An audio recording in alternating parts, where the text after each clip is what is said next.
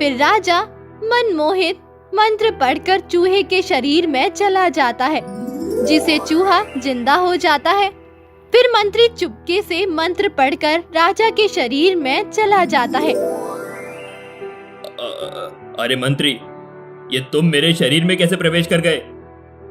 अरे महाराज, जब आप तपस्वी से शिक्षा ले रहे थे तो हम भी आपके पीछे बैठकर सारे मंत्रों का ज्ञान ले रहे थे। अब से यहाँ का राजा मैं हूँ, आप नहीं। अरे धोखेबाज मंत्री, ये तुमने मेरे साथ अच्छा नहीं किया। इसकी सजा तुमको जरूर मिलेगी। अब मैं राजा हूँ, तुमको कैद करके मार दूंगा। इतना सुनने पर राजा बना चूहा वहाँ से भाग जाता है। दोस्तों, कहानी में आगे क्या हुआ ये जानने के लिए वीडियो को अंत तक देखें। पुराने समय की बात है। मोहनगढ़ राज्य में महेंद्र नाथ नाम का एक महाप्रतापी राजा रहता था। उनका राज्य सुख समृद्धि भरा पड़ा था। राजा की एक सुंदर रानी थी जिनका नाम प्रभावती था। इनका एक पुत्र भी था जिनका नाम विजय था। राजा के पास सब कुछ होते हुए भी उनका मन हमेशा उदास रहता था। एक दिन राजा मंत्री के पास जाते हैं। मंत्री जी, हमारे पास सब कुछ होते हुए भी हमारा मन हमेशा विचलित होता रहता है, कभी शांत नहीं रहता। अरे महाराज, ये तो बहुत ही गंभीर समस्या है। इसके लिए आपको शीघ्र कुछ करना चाहिए। हाँ मंत्री जी, समस्या तो बहुत ही गंभीर है। अगर आपके पास कोई उपाय है तो बताइए। महाराज, गुरुदेव ही इसका उपाय बता सकते हैं। इसके लिए आपको गुरुदेव के पास चलना चाहिए। गुरुदेव? अभी हम उनको कहाँ मिलेंगे? हम अभी उनके दर्शन करना चाहते हैं। वो नगर के पूरब दिशा में निवास करते हैं। ठीक है मंत्री जी, चलिए मेरे साथ। उसके बाद राजा और मंत्री रथ पर सवार होकर गुरुदेव से मिलने के लिए पूर्व दिशा में चले जाते हैं।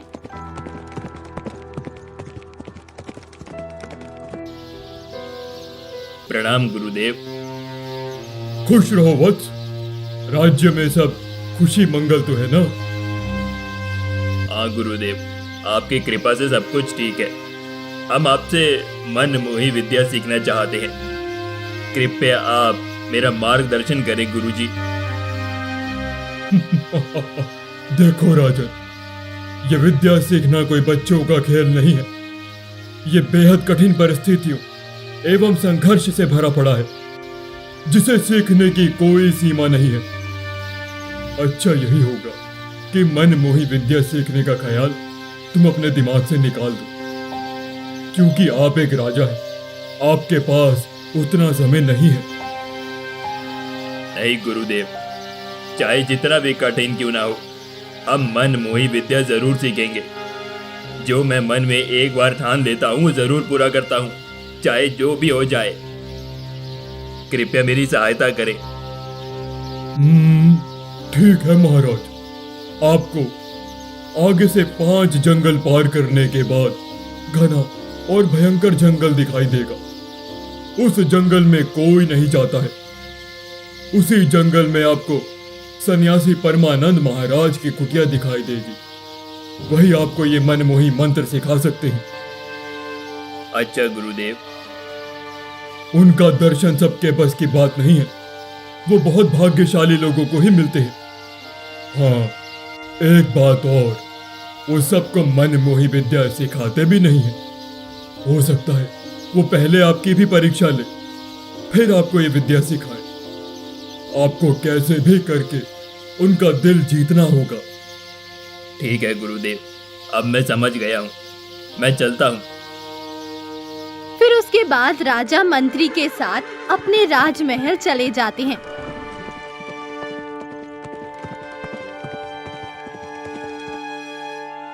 रानी, मैं मन मोही विद्या सीखने सन्यासी परमानंद महाराज के पास जा रहा हूँ। मुझे आने में कुछ दिन लग सकते हैं। तब तक आप राज्य का अच्छे से ख्याल रखिएगा। ठीक महाराज, जैसी आपकी मर्जी। मैं आपकी धर्म पत्नी हूँ। आपके दुख सुख में साथ देना मेरा कर्तव्य है। धन्य है आप, जिसे आपकी तरह पत्नी मिली है। महाराज, आप आराम से जाइए। हम राज्य का अच्छे से ख्याल रखेंगे और अपनी शिक्षा अच्छे से ग्रहण करके आइए। फिर उसके बाद राजा, राजकुमार और मंत्री के पास चले जाते हैं।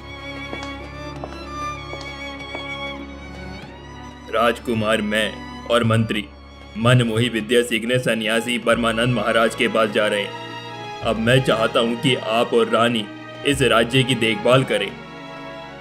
राजा की ऐसी बात सुनकर राजकुमार कुछ देर सोचने के बाद बोलते हैं। नहीं पिताजी, हम भी आपके साथ चलेंगे। सन्यासी परमानंद महाराज के पास उनका नाम हम बहुत दिनों से सुनते आ रहे हैं। उनका दर्शन बहुत ही भाग्य से होता है।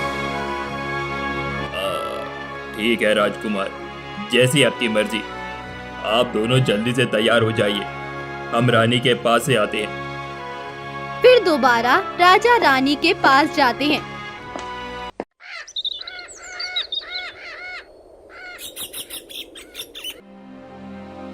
रानी साहिबा, मुझे पता नहीं लौटने में कितना समय लग जाए, इसीलिए मैं आपको एक सलाह देता हूँ। मेरे लौटने तक आप सावधान रहिएगा। फिर राजा रानी के कान में कुछ कहते हैं। जब मैं आऊंगा तो फिर से यही बात बोलूंगा, तो आप ये समझ लेना कि मैं ही राजा महेंद्रनाथ हूँ। ठीक है महाराज। फिर राजा, राजकुमार और मंत्री रथ पर सवार होकर सन्यासी परमानंद महाराज के पास जाने लगते हैं। उन्हें रास्ते में बहुत घना जंगल मिलता है। कुछ देर बाद सभी लोग उस आश्रम में पहुंच जाते हैं। मंत्री जी, लगता है कि यही है परमानंद महाराज का आश्रम। अब हमें गुफा के अंदर चलना चाहिए। फिर वहां से राजा, राजकुमार और मंत्री पैदल ही गुफा के अंदर चले जाते हैं। उस समय परमानंद महाराज तपस्या कर रहे होते हैं। कुछ देर बाद परमानंद महाराज अपना आँख खोलते हैं। प्रणाम गुरुदेव। खुश रहो वत्स, राज्य में सब खुशी मंगल तो है ना? हाँ गुरुदेव, आपकी कृपा से सब कुछ ठीक है। आप तीनों मेरे पास इतना कष्ट उठाकर आए हो, क्या काम है? यहाँ आना सबके बस की बात नहीं है। बहुत कम लोग यहाँ पर आ पाते हैं। लगता है जरूर कोई आवश्यक बात है। जी ज्ञानी बाबा, मैं मोहनगढ़ राज्य का राजा महेंद्रनाथ हूँ। मैं बहुत उम्मीद लेकर आपके पास आया हूँ। कृपया मेरा मार्गदर्शन करें। बोलो राजा, हम आपकी किस प्रकार की सहायता कर सकते हैं? मैं आपके पास बहुत उम्मीद से मनमोही विद्या सीखने आया हूँ। कृपया आप मुझे मनमोही विद्या सिखाने का कष्ट करें। ये सब बच्चों का खेल नहीं है राजा, आपसे नहीं हो पाएगा राजन। आप जाइए राजमहल और अपनी प्रजा की देखभाल कीजिए। नहीं तपस्वी जी, हम ये राजमहल से प्रतिज्ञा करके आए हैं कि मनमोही विद्या सीखे बिना हम महल नहीं जा सकते हैं। राजा ने हाथ जोड़कर बहुत प्रार्थना की। फिर तपस्वी कुछ देर सोचने कर बात बोले। ठीक है राजन, मैं आपको मनमोही विद्या सिखाने के लिए तैयार हूं, लेकिन उसके लिए आपको पहले एक अग्नि परीक्षा देनी होगी। हम देखना चाहते हैं कि आप में कितना साहस और बुद्धि है, ताकि आप इस मनमोही विद्या का उपयोग सही से कर सके। ठीक है, बोलिए तपस्वी जी, आप जो बोलेंगे हम करने के लिए तैयार हैं। आपको जादुई हीरा लाना होगा, तभी मैं आपको मनमोही विद्या सिखाऊंगा। ठीक है तपस्वी जी, मैं आपको जादू हीरा जरूर ला कर दूंगा। लेकिन साधु बाबा, हमें वो जादुई हीरा मिलेगा कहाँ पर? आगे जाने पर आपको एक पर्वत दिखाई देगा। वहां एक गुफा दिखाई देगी। वो हीरा उसी गुफा के अंदर रखा हुआ है। हाँ, एक बात और, उस हीरे की रक्षा खुद जंगल के राजा शेर करते हैं। तपस्वी जी, फिर वो शेर हीरे की रक्षा करता है तो हम वो हीरे के पास कैसे जाएंगे? ये आप समझिए राजन, यही तो हम देखना चाहते हैं कि आप में कितना साहस और क्षमता है। उसके बाद राजा अकेले गुफा से बाहर निकलकर जंगल की ओर अंदर जाने लगते हैं। कुछ देर जाने के बाद राजा को वो गुफा दिखाई देती है। फिर राजा गुफा के पास जाते हैं तो उसे वो शेर दिखाई देता है। अरे, ये शेर तो गुफा के द्वार पर ही बैठा है। हमें कैसे भी करके गुफा के अंदर जाना ही होगा। अब राजा को समझ में नहीं आ रहा था कि वो क्या करे। फिर राजा देखते हैं कि शेर के बगल में उसके बच्चे बैठे हैं और उसके शरीर से खून बह रहा है। शेर के बच्चे के शरीर से बहुत खून बढ़ रहा है। अगर हम इसकी मदद नहीं करेंगे तो इसकी जान भी जा सकती है। हमें इसकी सहायता करनी चाहिए। फिर राजा धीरे धीरे शेर के बच्चे के पास जाते हैं और वनस्पात का एक पत्ता तोड़ते हैं और उसके शरीर पर लगा देते हैं। फिर उसका घाव भर जाता है। उसका बच्चा पूरी तरह स्वस्थ हो जाता है। ये देखकर शेर बहुत खुश होता है और बोलता है, बहुत बहुत धन्यवाद दयालु इंसान। आप कौन हैं? आज आपके चलते मेरे बेटे को नई जिंदगी मिली है। हम आपकी क्या सहायता कर सकते हैं? कोई बात नहीं, ये तो मेरा फर्ज था जो हमने किया। अगर जीवन में आपको मेरी जब भी जरूरत पड़े आप हमसे जरूर बोलिएगा। हम अपनी जान दे देंगे आपकी सहायता करने के लिए। शेर की ऐसी बात सुनकर राजा अपने मन में सोचता है, यही सही मौका है शेर से जादू हीरा मानने का। अब इससे अच्छा मौका हमें नहीं मिल सकता है। फिर राजा ने सभी बात शेर को बताई।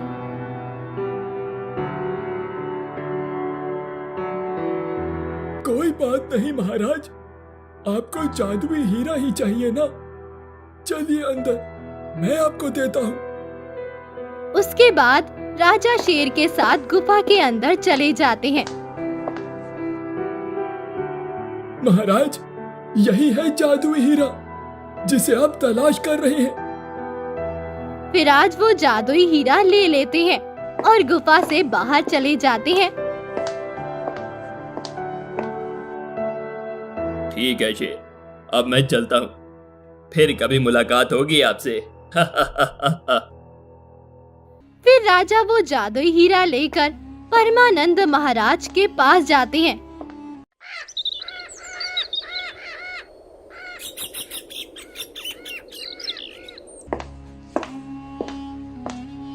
हीरा देखकर परमानंद महाराज बहुत खुश होते हैं। राजन, हम आपके साहस और बुद्धि की प्रशंसा करते हैं। आप इतनी जल्दी हीरा लेकर कैसे चले आए? फिर राजा ने सभी बात को बताई।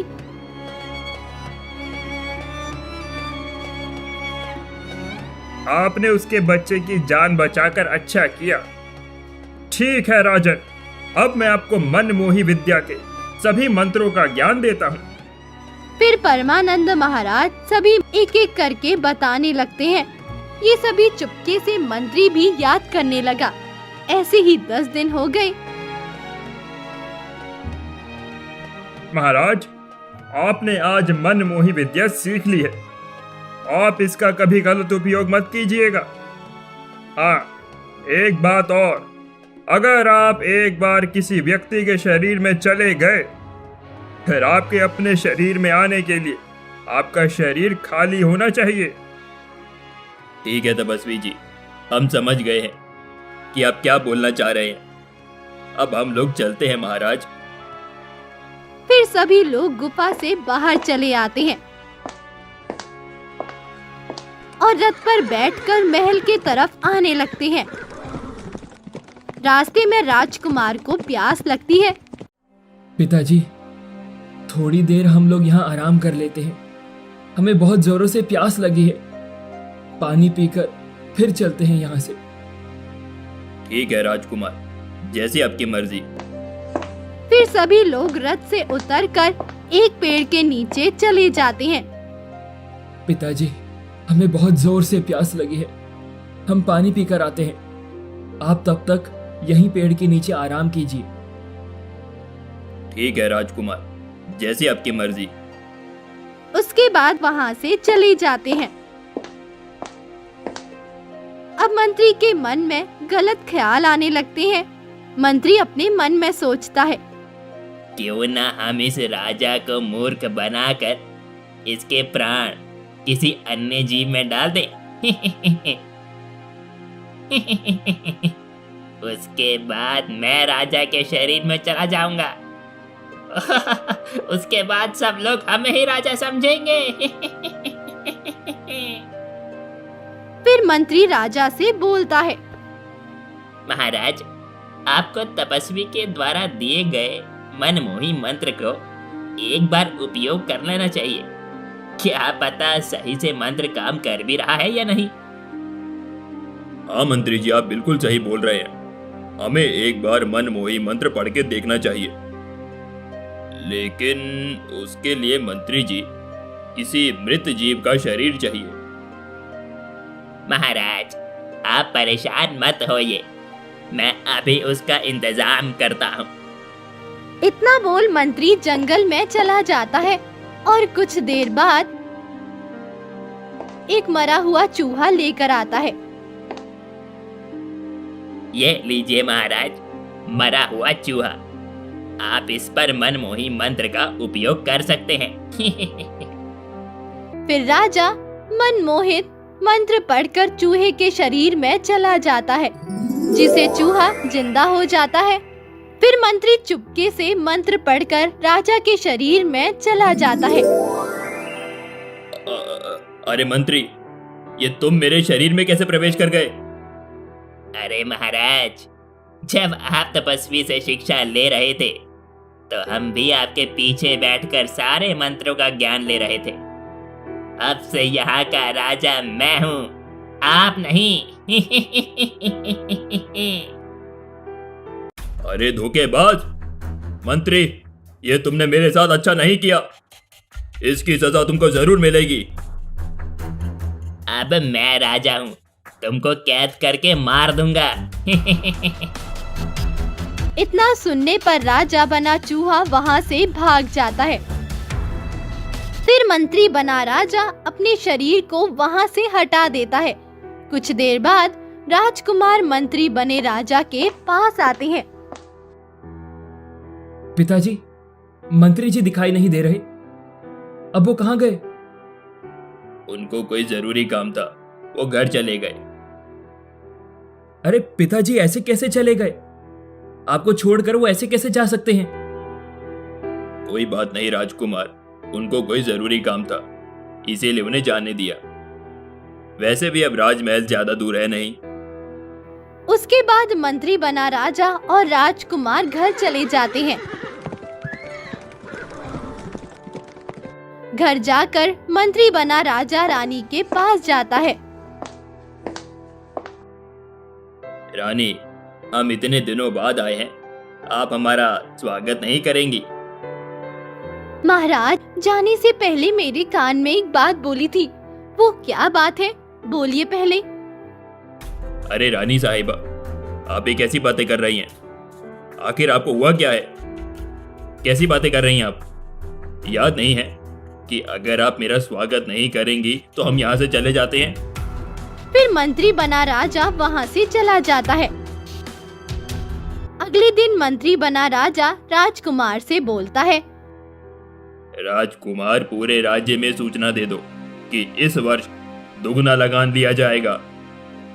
अरे पिताजी, ये आप कैसी बातें कर रहे हैं? इस वर्ष तो हमें लगान लेना ही नहीं चाहिए, क्योंकि इस वर्ष सूखा होने के कारण पूरे राज्य में सुखाड़ पड़ गया है और अब दुगना लगान लेने की बात कर रहे हैं।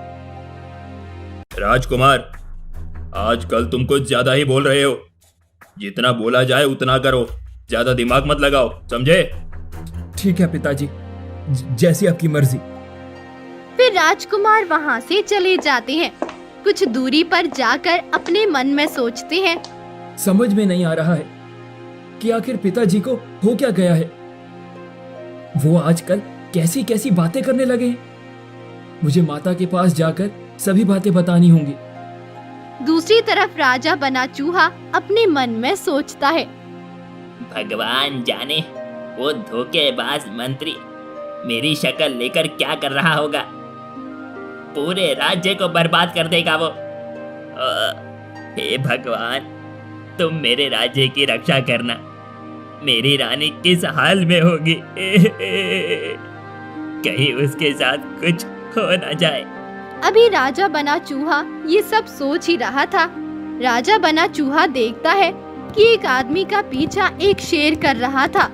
आगे आगे वो आदमी पीछे पीछे एक शेर जा रहा था।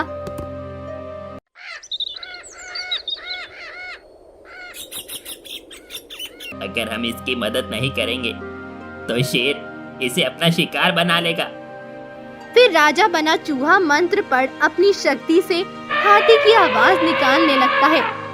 शेर हाथी की आवाज सुनकर उल्टी दिशा में भाग गया। ये देखकर वो आदमी बहुत खुश हुआ। चलो, आज कैसे भी इस जानवर से जान बची। फिर वो आदमी घर जाने लगता है। फिर पीछे से आवाज आती है। अरे भाई रुको, हमने तुम्हारी जान बचाई है। हमने हाथी की आवाज निकाल कर शेर से तुम्हारी जान बचाई है। अरे यहाँ तो कोई है। अरे भाई, तुम कौन हो जिसने मेरी जान बचाई? जल्दी सामने आओ। फिर राजा बना चूहा आदमी के सामने आता है। अरे भाई, मैं ही हाथी की आवाज निकाल कर तुम्हारी जान बचा रहा था। अरे मैं भी ना एक छोटे से चूहे की बातों में आकर रुक गया। तुम चूहा होकर हाथी की आवाज कैसे निकाल सकते हो?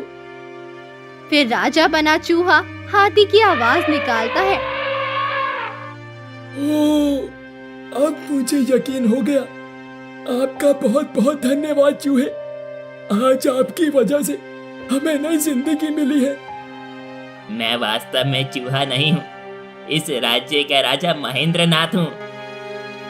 ये तुम कैसी बातें बोल रहे हो? क्या तुम हमारे राजा महेंद्र नाथ हो? मैं कैसे विश्वास करूं? फिर राजा बना चूहे ने सारी बातें आदमी को बताई। आपके साथ बहुत बुरा हुआ है राजा। आपका मंत्री तो बहुत धोखेबाज निकला। वैसे मेरा नाम मोहन है।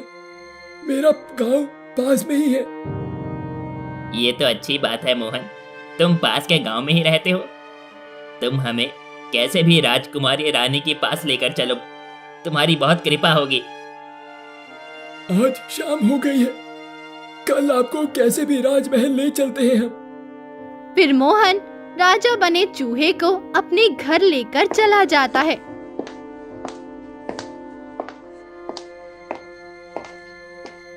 दूसरी तरफ राजकुमार रानी के पास जाते हैं। माँ, पता नहीं पिताजी जब से मनमोही विद्या ग्रहण करके आए हैं तब से अजीब बातें कर रहे हैं। हाँ बेटा, तुम सही बोल रहे हो। महाराज को कुछ याद ही नहीं है। वो जाने से पहले हमसे कुछ बोले थे और आने समय हम पूछे तो उनको कुछ याद ही नहीं था। दाल में कुछ जरूर ही काला है बेटा, तुम्हें इसकी बात पता लगानी होगी। हाँ माँ, आप सही बोल रही हो। दाल में जरूर कुछ काला है।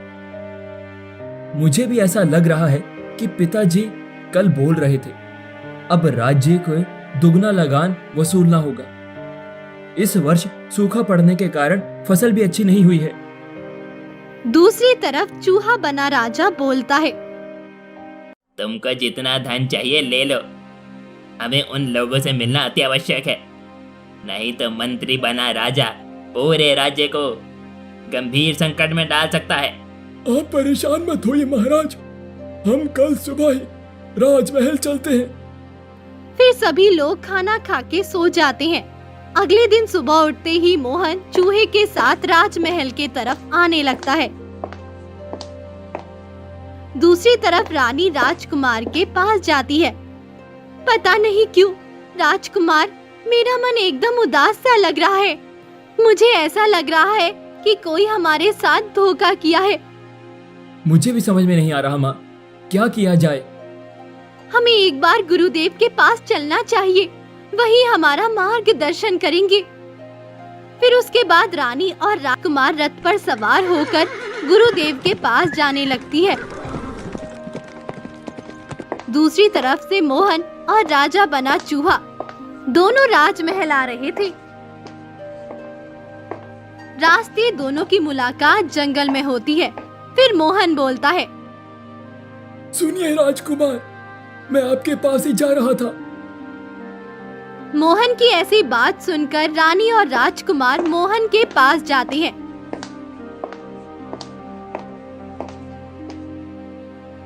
जी बोलिए, क्या काम है? ये आपके पिताजी हैं, जो मंत्री के धोखे से चूहे बन गए। ये तुम कैसी पागलों जैसी बातें कर रहे हो? तुम जानते भी हो ना कि हमसे झूठ बोलने पर तुमको सजा भी हो सकती है। अरे बेटा राजकुमार, ये मोहन सच बोल रहा है। मैं तुम्हारा पिता हूँ। मैं ही महेंद्रगढ़ का राजा महेंद्रनाथ हूँ। ये सब बातें पास में खड़ी रानी सुन रही थी। फिर रानी बोली, ठीक है, अगर आप सच में राजा हैं, तो बोलिए, आपने मन मोहित विद्या सीखने जब जा रहे थे, उस समय आपने हमसे क्या बोला? अगर आप इस प्रश्न का उत्तर सही दे देंगे, तो समझ जाएंगे कि आप ही असली राजा हैं। हम आपसे शिक्षा ग्रहण करने के बाद राजकुमार की शादी हमारे मित्र भीमसेन की बेटी जया से करने के लिए। अब मुझे पूरा यकीन हो गया है कि आप मेरे पति हैं। मोहन, तुम्हारा बहुत बहुत धन्यवाद। आज तुम्हारी वजह से राजा को एक नई जीवन मिली है। लेकिन पिताजी, आप एक चूहे के रूप में कैसे बदल गए? आखिर ये सब कैसे हुआ? मुझे तो कुछ समझ में नहीं आ रहा। तभी फिर चूहा बना राजा अपनी पूरी कहानी रानी और राजकुमार को बताता है। आखिर वो चूहा कैसे बना।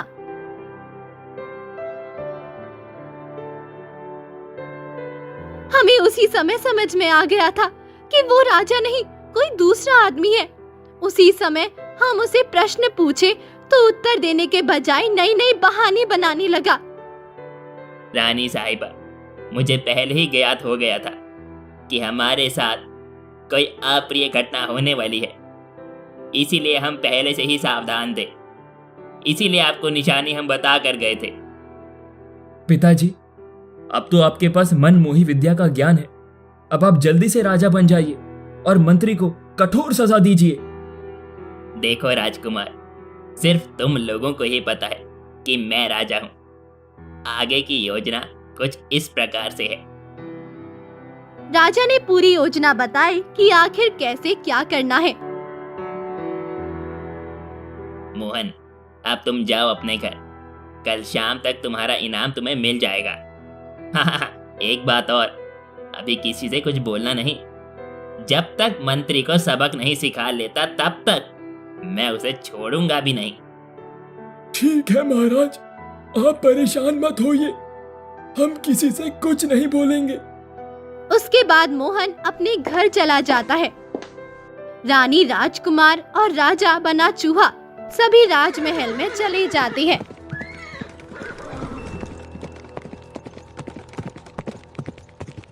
फिर रानी सैनिक को अपने पास बुलाती है। सैनिक, तुम इसी समय महाराज के पास जाओ और बोलो कि रानी उस दिन के लिए माफी चाहती है। उनको अपनी गलती का एहसास हो गया है। महाराज को यहाँ आने के लिए बोलो।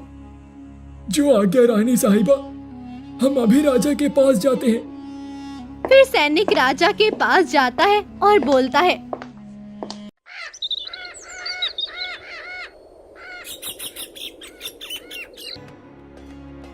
महाराज, रानी साहिबा आपसे उस दिन के लिए माफी चाहती हैं। वो आपसे इस समय मिलना चाहती हैं।